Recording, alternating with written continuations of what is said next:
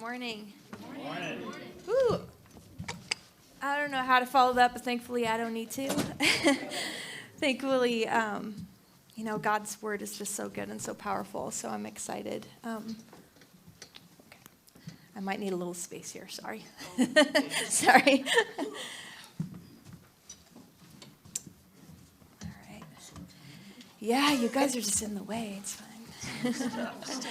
My name is Tirsha, for anyone I haven't met, and I am honestly honored and privileged to be here and be able to speak the word that I believe God has given to our church and to all of you this week. But there's two things that during worship I really sensed God wanted me to say at the very beginning. And the first one is that he has brought all of the right people here today. And I know that's true every week. But I really sensed today that he was saying they're ready. And I'm like, all right, cool. Let's do this. So you're ready, and this is available to you today. We're going to be talking about some pretty cool things that are in the Bible, but they're also things that people like to, we kind of glance past these things. We're like, oh, cool. These are amazing stories. And then we put the Bible down and we go live life normal, right? Yeah. But actually, the Bible is a menu for what is available to us. And so today we're going to be talking about some of those things that we as Christians like to be like, that's cool, but I don't see it, so I'm just going to keep living normal. But before we dive into that, we're actually in a series. Cody and I started a series. He did a phenomenal flipping job last week starting this series. So if you didn't get a chance to watch that, or if you weren't here last week, go on our website and check that out, because it was really, really powerful about the new thing that God is doing. But we're in this series called The Pull Systems, and it came actually from a guy named Stephen De Silva who came down and did a kind of mini workshop for us a couple months ago. And he spoke about how he's actually developed this thing that he feels the Lord gave him to help individuals and churches and organizations to understand how we're supposed to live. And so this pull system, I'll just right away show you what it is. Basically, it's the idea that it's like a train, and God is pulling the train, and we're supposed to be pulled from the front. So we're supposed to be pulled from our identity, which is who we are, and then comes our purpose. Who we are, and then why we're here, and then our vision is what are we going to do with that. Then strategies, then tactics. But often, as humans, we actually live in those lower two. We live with our tactics, our to-do lists. Okay, what am I going to do today? What do I have to accomplish today? Or at best, we live with strategies what's my goal, maybe for the week, or for the month, or for the year. Some of us, I remember a few years ago, Cody and I, we were working with a mentor of ours, and he was helping us to discover, it's really important to have a vision for yourself as an individual and as your family. Who do you want your kids to be? Because if we just kind of go day to day, well, then we're struggling constantly with just dealing with their behaviors. But if we're going, no, this is who God created them to be, so therefore we're going to move towards that vision. So we're so proud of ourselves. We're like, we've reached it. We are leading from vision. And then Stephen De Silva comes, he's like, nah. If you're leading, if the highest you have is vision, that's awesome. God gives us vision, right? But if we are still, that's still us pushing. And instead, we need to be pulled by God from our identity, who we are. Yeah. Who are you? Who did God create you to be? And it's so interesting because actually even the night before Stephen came, I was chatting with Caleb, and we were talking actually about 2 years before that. Caleb had a dream as we were kind of rebranding our church, and he had a dream where we were actually in a worship center, a huge worship center, and God had done all this stuff, and the whole dream was awesome. But one of the pivotal parts is that he saw this massive thumbprint at the back, and he was like, God's speaking identity to us.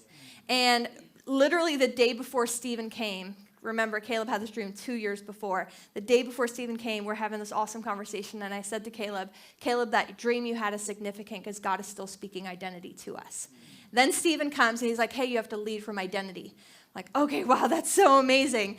And so we had actually, Cody and I, we had our quarterly leaders meeting coming up a few weeks later and we're like, okay, we need to speak about this pull system. As a church, we need to make sure that we are not just leading from a vision. God's given us an awesome vision that we're going to reach our community and it's going to expand and it's going to be a global vision. It's awesome. We were still leading from there. We need to make sure that we're leading from who God says we are.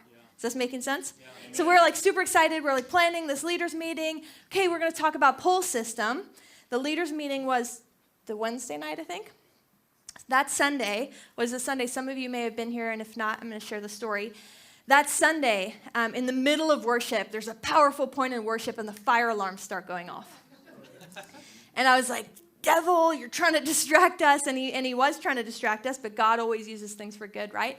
And I got such a strong sense in that service, but actually way more after the service, that God was actually using that fire alarm to say to us, my fire is coming, are you ready? The fire, right? Like the world needs revival. The world needs Jesus. And God was saying to us, the fire is coming. You've been preparing, but are you fully ready? And I'm like, yeah, we're ready. Just a couple other things about the fire alarm that is amazing. I don't remember how long after that it was, but Cody and I were chatting with a guy who has partnered with our church, Limitless, in the most, I'm going to look up here so I don't catch his eye, in the most incredible way. And it's just partnering with us in a hugely sacrificial and generous and incredible way. And this guy called us to start to talk about what that's going to look like and what he's going to give and what we can do with it. And so Cody and I, we're at the mall, actually. So we had just gotten food for our kids, and we're like, kids, eat, stay in the car. And we get out, and we're in the parking lot at the Oaks Mall before Christmas, and we're talking to this guy, and as he starts sharing some of the stuff, the fire alarm goes off at the mall. And I'm like, are you serious, God? Like, you're so good. He's saying fire's coming. And then, I kid you not, a little while after that, a week or so after that, I'm walking through a shopping center getting gifts for my kids, and God spoke something to me personal about myself and my identity. And as I'm walking, the fire alarm goes off. And I'm like, really? But here's the cool part. All of it's cool. What do you mean, here's the cool part? All of it's cool. So all this is happening. But let's go back to the Sunday when the first alarm goes off. And that Tuesday, like I mentioned, we're about to have a leaders meeting to talk about the pull system. And my son, on the Monday night, who, by the way, our children's ministry didn't even hear the fire alarm, so that's not a very good fire alarm. But my son, I have no idea, still to this day I haven't asked him how he knew, but somehow he found out that the fire alarm went off, and he was trying desperately not to go to sleep, because that's his goal at night, is ask as many questions as possible so that I don't have to go to sleep. And as he's doing this little, game that we play, he goes, Mom, why did the fire alarm go off in church? And I just repeated to him the exact thing that the alarm guy said to me earlier that day as we were standing right back there looking at the fire alarm. And the alarm guy says, you have a faulty pull system. And I say this to my son, having heard it earlier, but not connected, because it'll take a while. And I literally almost fell down, and Braden's like, Dad, what's wrong with Mom? But I'm like, Braden, we're about to speak about the pull system, how important it is that we are being led from identity. And God is so good that he's showing us we need to make sure that our pull system is right so that when the fire alarms go off, so that when the fire comes, that we are being led from our identity and who we are in Jesus Christ and not in what we think we're supposed to do, not in our strategies, right? So that's the first 2 lines of my message. So good luck to you all. So we start to speak about this, and so we're really trying to dive in and look at, God, what are you saying about our identity as a church? But actually that starts, because what is the church? Is the church an organization or a building? No. The church is all of you. And so more importantly than even knowing our identity as a church is that does each individual person know their identity? Because if our pull system is going to be faulty, if we have a church, a people, a gathering of God's people who are all stumbling around and unsure of who they are in Jesus. And so that's why we're going through this series is to figure out what God is speaking to us about all these things. I want to read to you from Ephesians chapter 1, verses 3 through 8. So if you want to turn, if you've got your Bible, you can turn there. You can look on the screen. We got it all kinds of places or in your bulletin. It says this: all praise to God, the Father of our Lord Jesus Christ, who has blessed us with every spiritual blessing in the heavenly realms because we are united with Christ. Now, is that one of those things that you like read over and you're like, cool?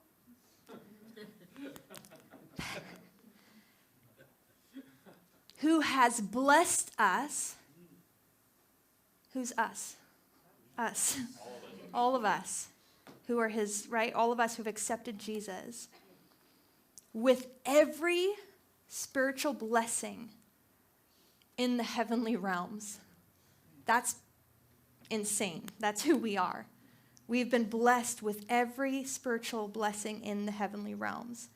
Even before he made the world, God loved us, and he chose us in Christ to be holy and without fault in his eyes. God decided in advance to adopt us into his own family by bringing us to himself through Jesus Christ. This is what he wanted to do, and it gave him great pleasure. Some of us think God's putting up with us because he has to. Nope. He decided to adopt us. He wanted to, and it gives him great pleasure. So we praise God for the glorious grace he has poured out on us who belong to his dear Son. He is so rich in kindness and grace that he purchased our freedom with the blood of his Son and forgave our sins. He has showered his kindness on us, along with all wisdom and understanding. That's just a few verses about who you are, about your identity. And I could dive into all of those, but I actually encourage you to do that. Go home, dive into these things. There's so much in Colossians, Ephesians, the whole Bible. Just read it. It's so much about who you are. But I want to just highlight one thing, and this is something that Stephen actually mentioned to us, is this idea of being adopted. Because who we are has absolutely nothing to do with our roles, with what we do, with how good we are, with what we accomplish, what our career is. None of that. It is that we either live orphaned or adopted. Now, without God, when we haven't given our lives to God, we are orphaned, right? Because he is our Father. But then it says when we accept Jesus, he adopts us. But we still have a choice whether we're going to live orphaned or adopted. I've seen it, actually. I've seen it where there can be children who are adopted into a family, but they still feel orphaned. And so they never allow themselves to actually connect. They never allow themselves to actually become part of the family. So if you are adopted, do you know who your father is? And do you know what that means? A story that I love is my mom's brother, Glenn, my uncle Glenn, was adopted when he was a baby.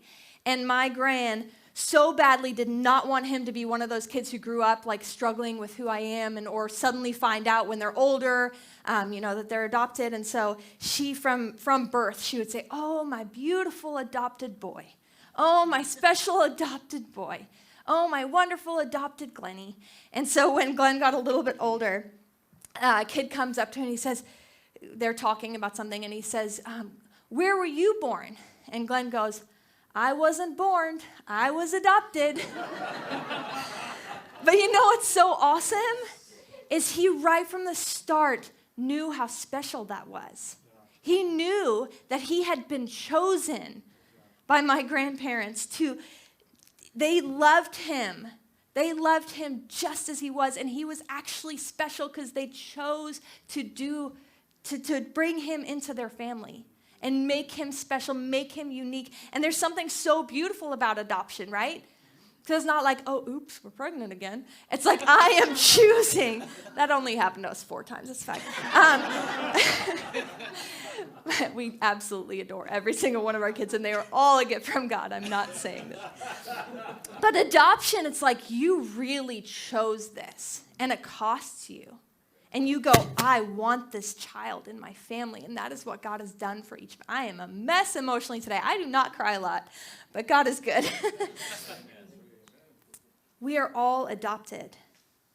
But what's so interesting, too, is I think we often think, well, all of these things that God says about all of us, they're for all of us, right? And that's true. All of the things that are written in the Word about God's children, His followers, they are true for all of us. But also, you are unique. As I mentioned, we have 4 kids. And from day one, you could tell how different each one of them is. We love them all the same. They are all incredible. They all have gifts. They all have talents. They all are chosen by us. They're all of that, but they are also unique. So you, as a child of God, if you've given your life to Jesus, and if you haven't, you can right now. But you, as a child of God, are unique.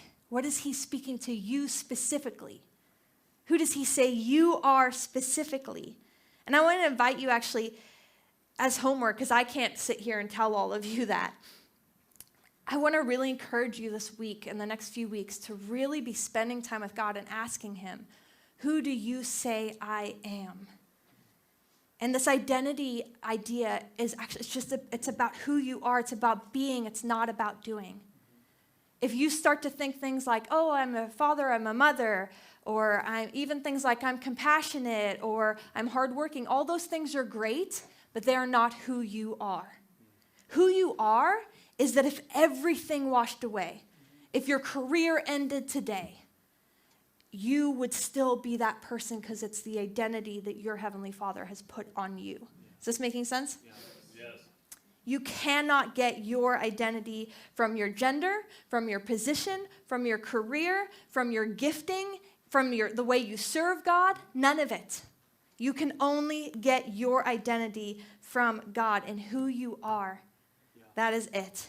Everything else is counterfeit. Yeah.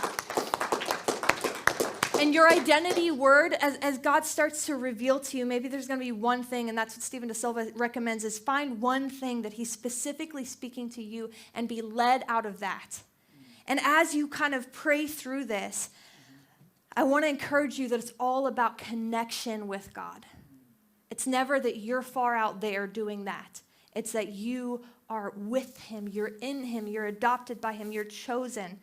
What's actually awesome is, as I was preparing this week, I went to a conference this week, and I took a journal, and I was writing in it, writing notes, and I found a piece of paper that wasn't even part of that journal. It was just stuck in that journal that I wrote in about 2015. And it says, my identity in Christ. We are holy people, chosen without fault, faithful followers, loved, adopted. We give Him great pleasure. We belong. We are forgiven. We are united with Christ. We are saved. We are His own. We are called. We are rich. We have a rich and glorious inheritance. We are the church, His body, His bride. We are God's masterpiece. We are new. We are new creation. We are near to God. We are reconciled. We are citizens of a heavenly kingdom. We are members of the family. We are joined together. We are a holy dwelling. We are His children. We are bold and we are confident. 2015. I love how God does that. Okay. So, what does all this mean? When you understand your identity, how do you start to live? And as I was looking at this week and thinking about it, I was trying to think of, in Scripture, somebody really stands out to me as somebody who really walked in their identity, and that's the Apostle John, who is considered Jesus' best friend. And John, so he was one of the 12. He was one of the 12 disciples, followers of Jesus, who Jesus selected to really kind of train up. He wrote 5 books of the Bible. So he wrote the Gospel of John, Matthew, Mark, Luke, and John. Then he wrote 3 letters, really short letters, 1st, 2nd, and 3rd John. It's really original John, 1st, 2nd, 3rd John. And then he wrote the book of Revelation, which is amazing, just huge vision. And we actually towards the end of last year, we shared about the 7 churches that are written about in Revelation. So that's John. But a couple unknown things as I started researching more and more about John. A couple unknown things, and part of why they're unknown is because they're still debated. But I just thought they're interesting, so I'm going to share them. Cool? All right, so John, so you guys know that John the Baptist, you probably know that John the Baptist was Jesus' cousin. But John the Apostle was probably Jesus' cousin too. You guys know that? Yeah. Interesting. So the way that I'm not going to explain to you exactly because it's too complicated, but go research it. And the main way that they figure it out is if you look at the different, in the Gospels, they talk about when the women who were at the cross with Jesus. And if you go read who those women were, it talks about a woman named Salome, and then in another one it talks about the woman who is the wife of Zebedee, Zebedee was the father of James and John. It's really interesting. Anyway, so go check that out. Really irrelevant to the story, but it's fun. Another interesting thing is that there were two disciples of Jesus who were actually originally disciples of John the Baptist. So John the Baptist starts his ministry before Jesus starts his, and John the Baptist is like a crazy guy living out in the wilderness and eating locusts and stuff, but his whole ministry is to say, hey, prepare the way of the Lord. And there comes a time where he's walking and Jesus walks by him and he says, behold the Lamb of God. And it says that two of John's disciples, right away go and follow Jesus for the day. And we know that it was Andrew, but we don't know who the second one was. And a lot of people suspect it was John. Again, not that relevant, except I think it's kind of cool that maybe John was already pursuing. You know, maybe John, when Jesus comes and he's on, because John is fishing with his brother James and his father Zebedee, and he's fishing and Jesus says, hey, come follow me, and he drops everything and he goes. And that's amazing, and it's significant that he would leave everything, but maybe there was a part of his heart who was already pursuing who Jesus was, already looking, right? Already being discipled by John the Baptist. Amen. But there are three things that God gave me this week for what happens when you start to live in your identity. And there's many, many more things, but these are three things that God highlighted for me. That when you live in your identity, it gives you, number one, attitude. Yeah. And I don't mean a bad attitude. I want to read to you Mark chapter 3:17 says, and this is listing out the 12 disciples who are selected. Somebody likes the attitude thing. Yeah. So in Mark 3, it's listing out who were the disciples of Jesus. And it says, James, the son of Zebedee, and his brother John, who we're talking about. And then I love this. It says, and I'm going to butcher it, but I'm just going to say it with attitude. So, to them he gave the name Boanerges. Cool. All right. Which means sons of thunder. James and John had attitude. They knew who they were. They were called, their nicknames are sons of thunder. They were not timid little guys. They were strong fishermen. They were rough and tumble. And to be given the nickname by Jesus, sons of thunder, you probably had a little bit of a thundery personality, right? A tough, strong personality. I actually looked up the Hebrew word for attitude, and it says dignity, pride, majestic wild beasts, lion, or a pride of lions, to strut, or haughtiness. And haughtiness is just the appearance of being arrogant or superior. So obviously, I'm not saying that as we get our identity, we become arrogant. Not at all. What I'm saying is when we discover who God says we are, we start to walk differently. We walk with a confidence, right? We walk with an understanding of who God has made us to be. Cody and I have, and I'm sure all of you, have seen wealthy kids, right, who get given everything, and one of two things happens. Either they become entitled and arrogant, or they carry on their parents' legacy. They take hold of that hard work that their parents did, and they go, I can do this, and I can build on this, and I know who I am, and I'm not going to take for granted what I've been given. And as children of God, that's what we need to do. We need to go, I'm going to walk boldly in who God calls me to be. during worship rehearsal before, we were sitting and we did a little meeting and prayer. And as we were praying, Luke started to pray, and he said, I sense people's hearts. It's like there's a diamond inside, and I see the hard exterior, the rock starting to crack and the diamond starting to come out. And then he said, I see people taking off old rags and putting on new robes, which is why I'm wearing this today, right? So, and I just love that picture. It's when we understand our identity, we take off our old rags. The church is so guilty of telling Christians, you are nothing, you are unworthy, blah, blah, blah. Yeah, that's who you were. Yeah. But now you are a new creation. Yeah. You are the children of God, right? We need to put on our robes. If God is the king and we're his children, we need to start acting like royalty. Not in an arrogant way, but in a way that goes, I know who I am and I know who my Father is, and I'm going to walk like that. I'm not going to walk like this dirty, rotten sinner. Like, the world needs us to step up. If my kids were walking around with torn clothes that didn't fit them, you'd be like, you're a bad parent. Get your kids some new clothes, right? But so often as Christians, we walk around, I'm such a mess, and I'm so sinful. And no, like, your God is the king of the universe. Start acting like it. I love you guys. I'm sorry I'm yelling at you. Have attitude. Number 2, have attitude. Number 2. Oh, and this one hits me. When you start living in your identity, you have access.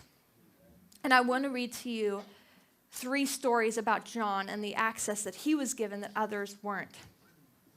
But first, I want to tell you, when you know who you are, you have access to Jesus. You have access to the throne room of heaven. The God of the universe that we were just talking about, he's not just your father who gives you a rope and says, go. He's your father who sits with you and invites you in and talks to you and works with you and walks with you. You have access to him. But I want to share with you these 3 stories really briefly.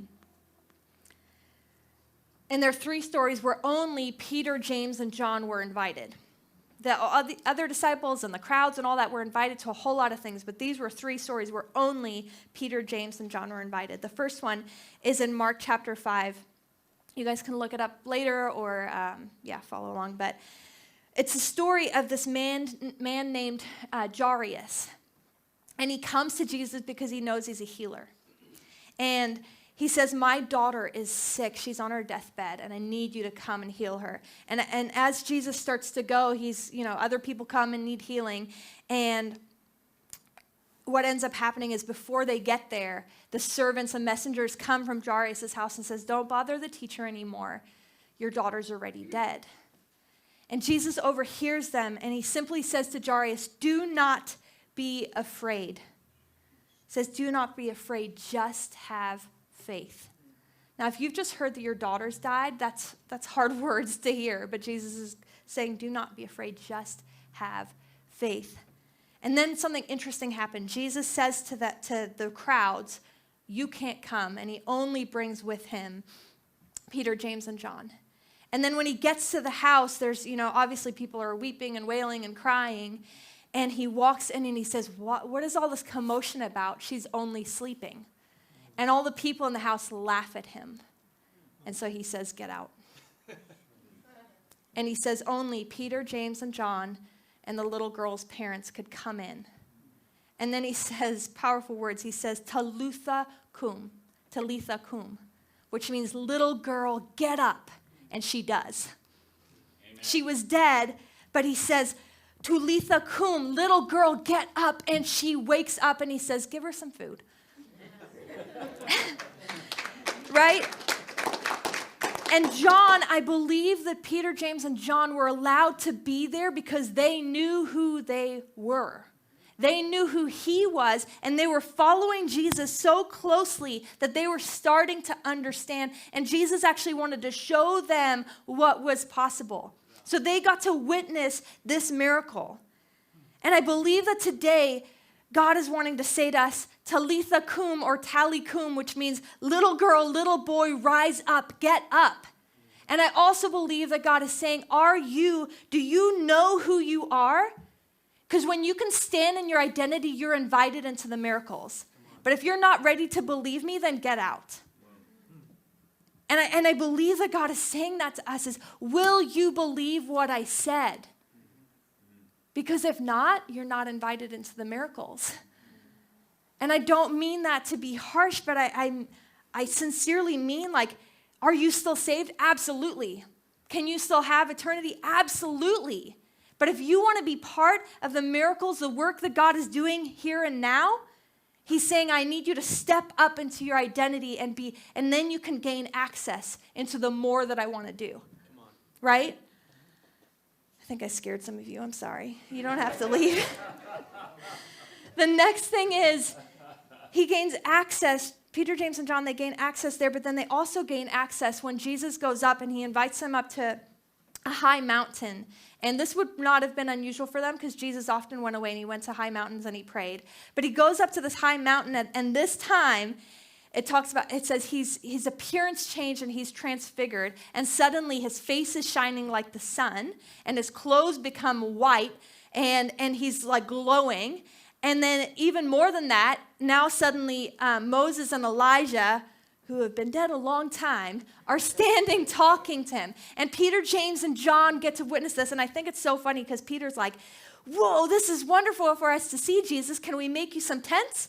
And Jesus is no. So they say that. And then a voice from heaven, the Father's voice, comes down and he says something similar to what he said at Jesus' baptism. He says, this is my son with whom I am well pleased. And it was at that voice that Peter and James and John fell on their faces afraid. Like seeing Moses and Elijah and Jesus transfigured is fine, but you hear the voice. But then Jesus comes over to them and he touches them and he says, get up. Do not be afraid. Amen. Isn't it interesting that Jesus keeps saying, rise up, get up, do not be afraid. And they have access into this amazing thing. So with Jairus, they get access into the miracles, and here they get access to see the glory. Cody last week spoke about the glory that's to come. They got to see the original design of who we're meant to be, but also who we will become. Yeah. And it wasn't just Jesus who was transfigured. It was Moses and Elijah too. Do you guys know they were human just like you? Right? They were just humans who said yes. Yeah. How do you know that you couldn't be today's Moses or Elijah? That God calls you to go and free the nations and call people out of captivity, right? That we get access to see who we're meant to be. And then the third thing they get access to is the night where Jesus is betrayed. After the Last Supper, he goes out to the Garden of Gethsemane, and he only allows Peter, James, and John to come, and he says, wait with me and pray. And then he goes off. And it's one of the most powerful pictures of Jesus' humanity. As he begs God, and it says he actually sweat blood and water. I mean, he's in so much anguish. And they were invited into that place of suffering. But what's sad is they couldn't stay awake. So he has to keep coming out and saying, hey, wake up, wake up. But I find these three stories really interesting. These guys knew their identity, and so they had access to see miracles. They also had access to see the glory of who Jesus is and the glory that was to come, the glory that we're supposed to be walking towards, right? That we go from glory to glory. That's what the Bible says. But they also got access into suffering, and we're invited to walk into suffering, our own and with other people, and to sit with them and to pray and to be in those moments. But so often those are the moments where we just want to sleep through. But we get access. Are you willing to walk into those places? Do you know who you are? Do you know what Jesus has said about you and what access you have? A few months ago, Cody and I went to a place where Nick Vujicic was speaking. Nick has a worldwide ministry. He's the guy who was born without arms and legs. And so I had worked with him and had the privilege of being a close friend of his. And so he had invited us. And then during the worship, he calls me and he's like, hey, come backstage. And Cody and I are like, okay, cool. And so we start walking and we're like, how are we going to get backstage? And I was like, just act like we're meant to be there. And so we did. We literally, like, there's a guy standing there checking and we're just like, oh, hey. Just like walked through. No one stopped us. And that's what we have to do. As believers, we need to start acting like I know who I am and I'm meant to be here. I knew that if I needed to, I could call Nick, but I didn't have to call Nick, right? Because I already knew I was allowed to be there. And so we need to start acting like that. We need to start walking like we belong. Amen. We need to start walking like we have access into miracles, into the glory being revealed through Jesus. And even into suffering where we get to go in and be comfort, but also believe for healing. Also believe for restoration for people. Believe for addictions to be broken. And that takes us to my last point. And that is that we walk in authority when we know our identity.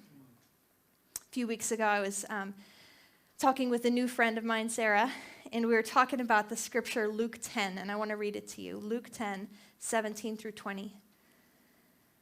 It says it was where Jesus had sent out 72 of his disciples. Yes, he had 12 close ones, but I love this because he actually sent out 72 and he had many disciples. So just because we always focus on the 12 and like, oh, they did all the cool stuff. No. Anyone who wants it. Any believers, right? Yeah. So it says the 72 returned because he had sent them out. And they returned with joy saying, Lord, even the demons are subject to us in your name.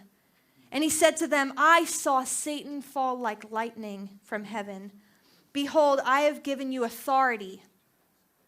Jesus has given his followers authority to tread on serpents and scorpions and over all the power of the enemy, and nothing shall hurt you. Nevertheless, do not rejoice in this, that the spirits are subject to you, but rejoice that your names are written in heaven. And some of us go, authority for what? Like, that's what? Jesus said that those of us who follow him, who believe in him, we will cast out demons. We will heal sick people, not in our own strength, but by the name of Jesus. And some of us are going, yeah, but I haven't seen that, so it can't be possible. It must be for back then. No, he said it. I believe it. That's it, right? Yeah, so we need to know that just because we haven't experienced it, maybe it's because we haven't believed for it. Maybe we've been told to get out of the room of Jairus' daughter because we haven't believed for it. But if we start to believe for it, we're not going to have access to see these things happen. Amen. Jesus, with Peter, says to Peter, this is Peter, the rock. His name means the rock. And he said, on this rock I will build my church, and the gates of hell will not overcome it. The church is meant to be literally going and taking on the gates of hell and pushing hell back, right? We are meant to be advancing God's kingdom so much, and the gates of hell will never, ever overcome us. We're meant to be pushing hell back. We're meant to be destroying the works of the enemy. But some of us are storming the gates of hell with a Nerf gun. And we need to stand up with our army of other believers. We need to stand up as the church built on the rock that Jesus talked about. And we need to start to take our authority. Amen. You look at the Apostle John, and right from the get-go, he was willing to drop everything and follow. And right from the get-go, he was there. Every story, he's there. He witnesses it. He's close by. He's watching. He believes Jesus. He believes who he says he is, and he goes, you are the Messiah, the Son of God. He believes him. He walks in boldness, right? He's the son of thunder. He's not this meek, timid little guy, you know? A lot of guys struggle to really give their all to Jesus because they feel like, I don't want to be all emotional and weird. Okay, no. Like, they're bold. Sons of thunder, right? He walks, and then he is the only disciple who stayed at the cross. All the rest go away. He stands with a bunch of women at the cross of Jesus and witnesses Jesus' death. And he's there at the tomb. He and Peter run to the tomb when they hear that Jesus is no longer there. And he's there at Pentecost. Jesus told over 500 people to stay and to wait and to pray. And in the end, only 120 are there, but John was there. And John went, and you read through the book of Acts, and John is going, and he's able to now, like people are sick, and he just goes, get up, you're well. He knows his identity. He knew what God gave to him. He knew what Jesus said about him. And so he would go whenever God told him to go. He'd go into other cities. He'd start churches. But I also love, we read Ephesians at the beginning that was written by Paul to the church at Ephesus. Do you know that John actually was the pastor at Ephesus? And he lived out most of his life there. He stayed when God called him to stay and build. He stayed. And then like we talked about with the Revelation series, there's a lot of church history books have been written, and there's a tradition, a belief that I totally believe, that John actually, when all the other disciples are martyred at different times, they tried to martyr John. They tried to boil him in a vat of oil, and he would not die. Because I believe he knew who he was. He knew his identity, and he knew, you cannot kill me. Only God can take my life. Only God can number my days. Only God can take my breath away. You can't. So they eventually have to send him to the island of Patmos. And then he dies an old man later on. Right? Because he knew who he was. Do you know who you are? You are not just a human. You are a new creation. You have the Spirit of the living God who raised Jesus from the dead living in you. Do you know who you are? You have access if you will only just believe. You have access to miracles, to God's glory, and to actually walk with people in suffering. But then guess what? They walked with Jesus in that suffering, but that suffering was not the end. They were there at the resurrection. John was there to see the risen Lord. So even when we walk with people through suffering, we do not fall down with heaviness and heartbreak and in doubt. We stand in bold belief that that is not the end, that God is with us, that miracles are possible. The resurrections, like we talked about Jairus' daughter, and we go, wow, that's a really cool story. Do you know stuff like that still happens? I was just at a conference the last couple days, and the main speaker stands up and he tells the story about in 2001, his son died, literally died. And he was an hour and a half away. And his son had died, and they had taken him into the hospital, and there was nothing they could do. And so they literally stripped him down. They put a toe tag on him. They put him in the morgue on a slab. And this guy goes, nope. This father goes, no. And he and his wife, they're an hour and a half away, and they just start praying. And they're like, no. Like, we're rejoicing because we know that God has said things over our son, and this is not the end of his story. And they start praying, and he literally sits up in the morgue and starts talking after 4 hours. And some of you guys are going, okay, show me the proof. Fine, go find it. These things are happening. These things are happening. Miracles are happening. People are being healed. And the more that we'll believe, the more we'll have access into those rooms to see miracles happen. Do you know who you are? Do you know? Do you know that you are not lesser than anybody else? It is only your choice to believe that will get you right next to Jesus and seeing all these things that are in the Word, that we no longer have to go, this is a nice thing that I'm going to hold on to until I get to heaven. But we go, oh, I'm reading this. I can pray for people who need to be healed. Okay, I'm going to go do it, and I'm going to see it. Right? Amen. God, you are so good.